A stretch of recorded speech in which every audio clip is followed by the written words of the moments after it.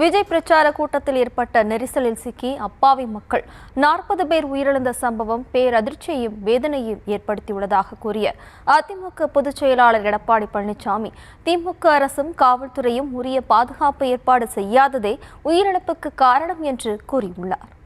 நேரத்திலேயே இந்த தள்ளுமுள்ளு ஏற்பட்டு அப்பொழுது எங்களுக்கு ஊடகத்தின் வாயிலாக கிடைக்கப்பட்ட தகவலின் அடிப்படையில் அந்த மின்சார விளக்குகள் அணைந்ததாகவும் மின் விளக்குகள் அணைந்ததாகவும் அப்பொழுது ஏற்பட்ட தள்ளுமுள்ளின் காரணமாக எவ்வளவு பேர் அந்த கூட்ட நெரிசலில் சிக்கி அதனால் உயிரிழப்பு ஏற்பட்டதாகவும் தகவல் கிடைத்திருக்கின்றன.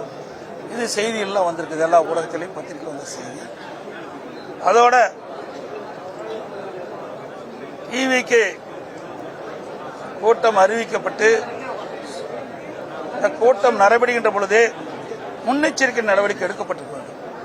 இதற்கு முன்பு இதே கட்சி டிவிகே கட்சி 4 மாவட்டத்தில் அவருடைய தேர்தல் பிரச்சார கூட்டத்தை நடத்தியிருக்கிறார்கள். அந்த 4 கூட்டத்திலும் எப்படி மக்கள் கலந்து கொள்கிறார்கள், எப்படிப்பட்ட நிலைமை என்பதையெல்லாம் ஆய்வு செய்து அதற்கு ஏற்றவாறு முழுமையான பாதுகாப்பு கொடுத்திருக்க வேண்டும் அரசாங்கம், காவல்துறை. அதேபோல அந்த பாதுகாப்பு குறைபாடுகள் இருப்பதாக தொலைக்காட்சியில் பார்க்கின்ற பொழுது தெளிவாக தெரிகிறது. ஏற்கனவே நடந்த மாவட்டத்தில் நடந்த டிவிகே அந்த பிரச்சார கூட்டத்திலும் முழுமையான பாதுகாப்பு வழங்கப்பட்டதாக தெரியவில்லை. இதெல்லாம் தொலைக்காட்சியில் பார்த்துதான் நான் இதை குறிப்பிடுகிறேன். அதோட இந்த கட்சி மட்டுமல்ல, அனைத்து இந்திய அண்ணா திராவிட முன்னேற்ற கழகத்தின் சார்பாக நான் எழுச்சி பயணம் மேற்கொண்டிருக்கின்றேன். அந்த நிகழ்ச்சியில் கூட காவல்துறை எங்களுக்கு முழுமையான பாதுகாப்பு கொடுக்கல. ஒரு அரசியல் கட்சி கூட்டம் நடத்தும் என்று சொன்னால் அந்த கட்சியுடைய பாதுகாப்பை நம்பி, அரசாங்கத்தை நம்பி, காவல்துறை நம்பித்தான் பொதுமக்கள் அந்த பொதுக்கூட்டத்தில் கலந்து கொள்கின்றார்கள். அரசாங்கமும் காவல்துறையும் பொதுக்கூட்டத்தில் நடைபெறுவதற்கு பாதுகாப்பு வழங்க வேண்டும். அதேபோல அரசியல் கட்சி தலைவர்களும் அங்கே குழுவிட கூட்டத்திற்கு ஏற்றவாறு தாங்கள் நடந்து கொள்ள வேண்டும். ஆகவே காலையிலே இன்றைக்கு ஒரு நேரத்தை குறிப்பிடுகிறார்கள். அந்த நேரத்திலே வந்து பொதுக்கூட்டம் நடத்துவதில்லை. பல மணி நேரம் கழித்து வந்து பொதுக்கூட்டம் நடக்கின்ற பொழுது அதிலே சில பிரச்சனைகள் ஏற்படுகின்றன.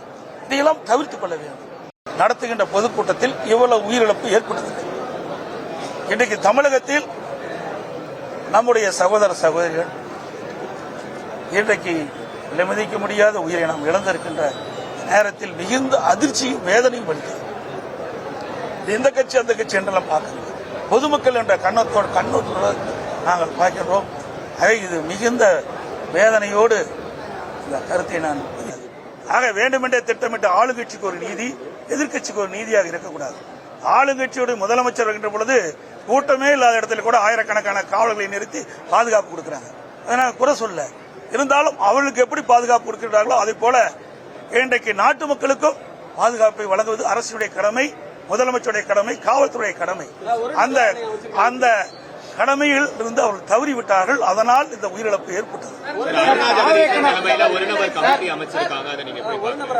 ஒரு நபர் கமிச்சு அமைச்சிருக்கிறாங்க. இவ்வளவு வேகமா துரிதமா இந்த ஒரு நபர் கமிஷன் அமைப்பதில் என்ன நோக்கம் எனக்கு தெரியல, அமைச்சிருக்கிறாங்க. விஜய் அவர்கள் அந்த கூட்டத்தில் பேசிட்டு இருக்கும்போது இடையில் ஆம்புலன்ஸ் வருது. அப்போ அவருடைய ஒரு கொடி பேரை சொல்லி இந்த கொடி கட்டிட்டு இவ்வளவு ஆம்புலன்ஸ் எதுக்கு வருதுன்னு கேட்கிறாங்க. இது எல்லாம் மிகப்பெரிய சந்தேகத்தை எழுப்புகிறது. ஆக மயங்கி விழுதுன்னு அவர்களுக்கு எப்படி ஆம்புலன்ஸ் கண்ணில் தெரியும்? கூட்டம் நடத்துறாங்க, மேல இருக்கிறாங்க, மேல ஏறி பார்த்தீங்கன்னா எல்லாமே தெரியும். நானும் கூட்டத்தில் போய் 163 தொகுதிக்கு போயிட்டு வந்திருக்கிறேன். மேல இருந்து பார்த்தா எல்லாமே தெரியும். அப்படி முன்கூட்டியே பல ஆம்புலன்ஸ் விரைந்து சைலண்ட் ஒளியில் வந்துகிட்டு இருக்கும்போது அவர் சொல்றாரு, எதுக்கு இந்த ஆம்புலன்ஸ் வருதுன்னு அவர் அந்த கூட்டத்திலேயே பேசுறது தொலைக்காட்சியில் பார்த்தேன். சார், இந்த நிகழ்வுக்கு பொறுப்பேற்று விஜய் மீது நடவடிக்கை எடுக்கப்படும். இதையெல்லாம் நீங்க கேட்கிற கேள்வி எல்லாம் ஒரு கற்பனையான கேள்வியை தான் நான் பார்க்கிறேன். நடவடிக்கை எடுப்பாங்களா, எடுக்க மாட்டாங்களா? ஏங்க, இவ்வளவு பெரிய துயரம் நடந்திருக்கு, அதைத்தான் பார்க்கணும். இன்றைக்கு போன உயிர் மீள முடியுமா? நம்ம குடும்பத்தில் ஒருத்தர் இழந்தா நமக்கு எவ்வளவு வேதனை நினைக்கிறோம்.